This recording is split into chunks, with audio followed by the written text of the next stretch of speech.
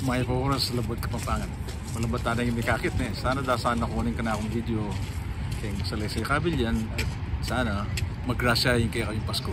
Tingkay katamong ka doon dalan 50 siyam mapamanyugo.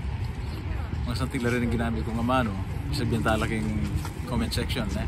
Hing mungunang dili makarinin nung tayo balo yung kay Kapampangan. Hing amanong kapatid Tagalugan niya yan. Kinasalitan pinsang buo ko anak ano.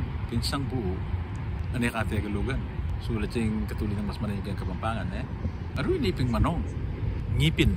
Tanay wari balo katulad na ng ngipin kang Kapampangan.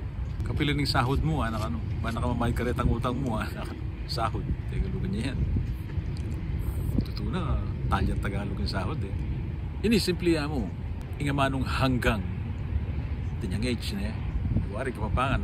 Nasa layang age. Niya sukat siya yung baloy katulad na rin eh. Metong pa ingamanong suha. Suha. Niya katagalog ni suha. Magbenta kang bibingka, patsepas ko, yung masalila, magbenta. Tagalugan niya yan. Ito na, patsekang Kastila ata yung manong benta eh. At yung Tawlin Dili, yung manong pamakitungo.